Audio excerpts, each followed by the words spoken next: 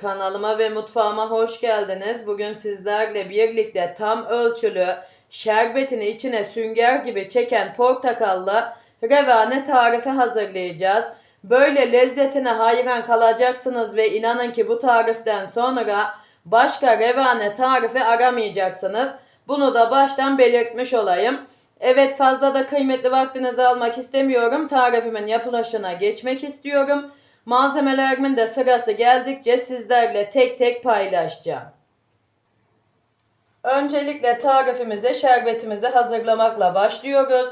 Tenceremin içinde 2,5 su bardağı şekerim var. Hemen üzerine 4 su bardağı su ilave ediyorum.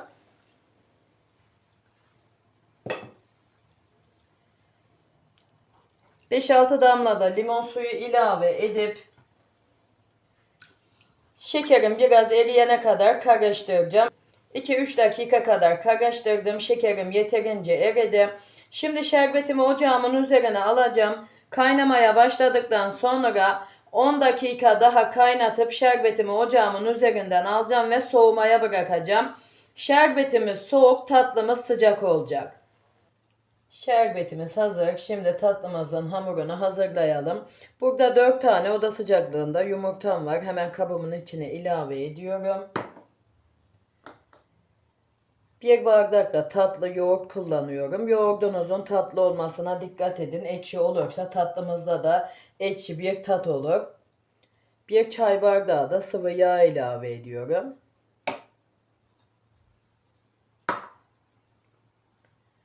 1 çay bardağı da şeker ilave ediyorum.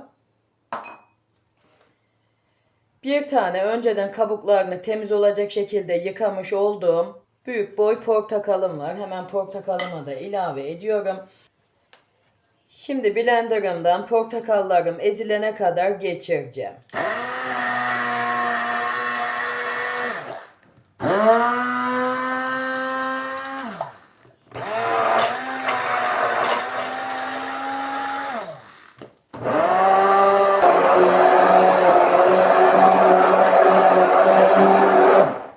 Evet, tamam, yeterli. Pürüzsüz hale gelinceye kadar geçirdim.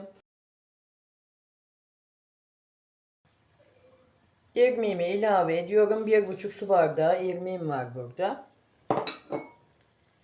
1 su bardağı da un kullanıyorum. Unumu ve kabartma tozumu, vanilyamı eleyerek ilave ediyorum ki havasını almak için. Havasını alırsak tatlımız çok güzel kabarır.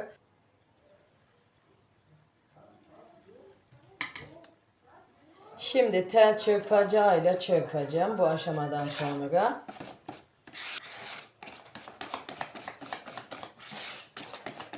Tamam, yeterli. Pürüzsüz hale gelinceye kadar çırptım. Hemen şöyle göstereyim. Tatlımızın hamuru biraz akışkan olacak. Çok koyu bir hamur olmayacak arkadaşlar. Bu püf noktasına çok dikkat edelim. Tatlımızın hamuru ne kadar güzel olursa tatlımız da o kadar güzel olur. Hemen böyle tel çırpacağımı kaldırıyorum ve tepsimin içine ilave edeceğim. Tepsimi bu tarafa alıyorum ve orta kısmından ilave ediyorum. Tepsimin altına da 1,5 yemek kaşığı sıvı yağ ile yağladım.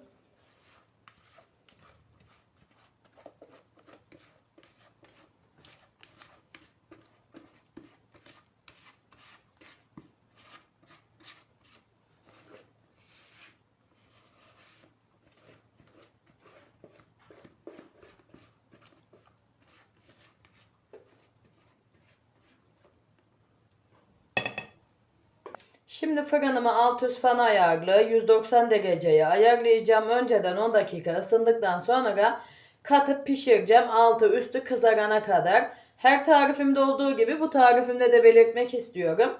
Sizler kendi fırınınızın ayarına göre ayarlayıp pişirirseniz daha güzel sonuçlar alırsınız.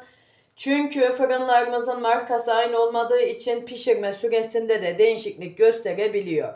Hemen bunu da belirteyim. Tatlımız pişerken fırınımızın kapağını ilk 15 dakika açmıyoruz. Çünkü neden derseniz tam kabarma esnasında fırınımızın kapağını açarsak tatlımız güzel kabarmaz. Basık ve kabarmayan bir tatlı elde ederiz, bilginize. Tatlım pişti. Daha yeni fırınımdan aldım. Hemen bunu da belirteyim. Benim fırınımda 40 dakikada pişti. Şimdi hemen böyle ben çatalımla delikçikler açıyorum.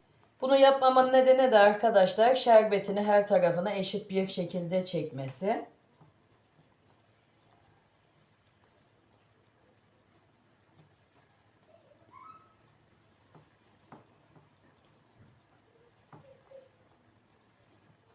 Tamam, yeterli. Şimdi 1-2 dakika ilk sıcaklığı çıksın, sonra şerbetimi ilave edeceğim.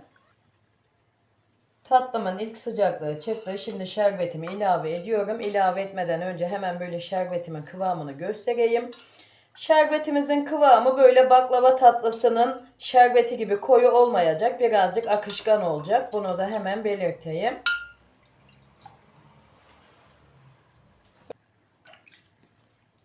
Böyle her tarafına gelecek şekilde şerbetimizi ilave edelim ki tatlımız eşit bir şekilde şerbetini çeksin.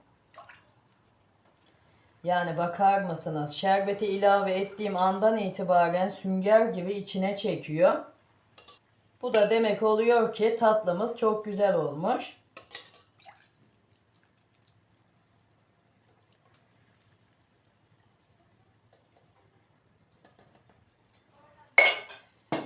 Şimdi tatlımızı 1 saat dinlendireceğim. Dinlendikten sonra dilimleyip iç dokusunu da sizlerle paylaşacağım. Tatlımız dinlendi. Şimdi hemen böyle dilimleyelim.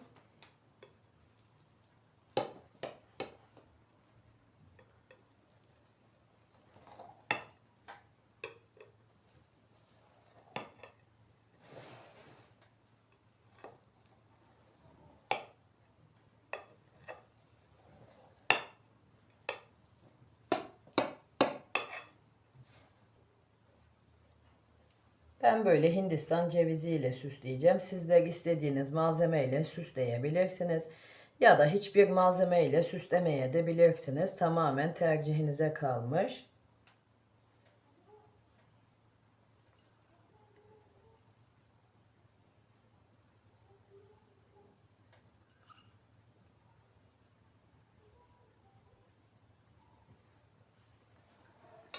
Hemen böyle bir dilim çıkarmak istiyorum.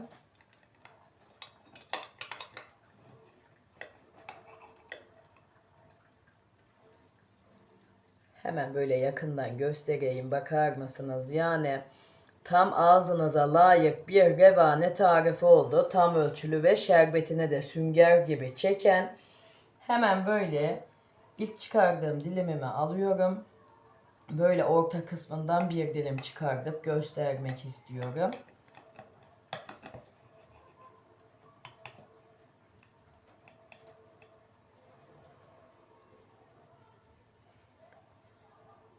Bakar mısınız? Kesinlikle tavsiye edebileceğim bir tarif oldu. Kaydedin, kaybetmeyin. Çünkü bu tarifi kaybederseniz bir daha bulamayabilirsiniz. Kesinlikle tam ölçülü bir revane tarifi oldu. Hemen böyle servis tabağımın içine alıyorum. Ve iç dokusunu da sizlerle paylaşacağım.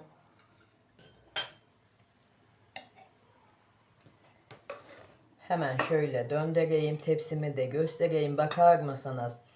Yani şerbeti gerçekten de tam kıvamında oldu.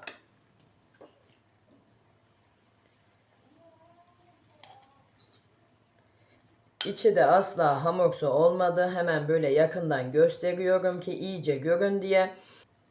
Hemen çatalımın üzerine de alıp göstermek istiyorum. Ve şimdi hakkınızı helal edin. Bir tadım yapmak istiyorum. Sizler için. Kesinlikle çok güzel bir revane tatlısı tarif olmuş arkadaşlar. Kendim yaptım diye söylemiyorum. Bundan da kesinlikle emin olabilirsiniz. Evet, bugünkü tarifim de buraya kadardı. Sizler böyle son dakikalarını izlerken tarifimin ben de sizlere yavaş yavaş veda edeyim. Yine tarifimle alakalı aklınıza takılan sorularınız olursa yorumlar kısmına yazarsanız elimden geldiği kadar hızlı cevap vermeye çalışıyorum. Her tarifimde olduğu gibi bunu da belirtmek istedim. Ve videomu sonlandırmadan önce de sizlerden böyle küçücük bir isteğim var. Hala kanalıma abone değilseniz Bir tıkla ücretsiz bir şekilde abone olup bildirim tuşlarınızı açarsanız bundan sonraki gelecekteki bütün tariflerimden de haberdar olursunuz. Böylelikle de bana destek vermiş olursunuz. Sizler sayesinde kanalımın çok daha güzel yerlere geleceğinden eminim. Bana destek veren yüreğinize sağlık diyorum ve kendinize iyi bakın. Allah'a emanet olun. Hoşça kalın.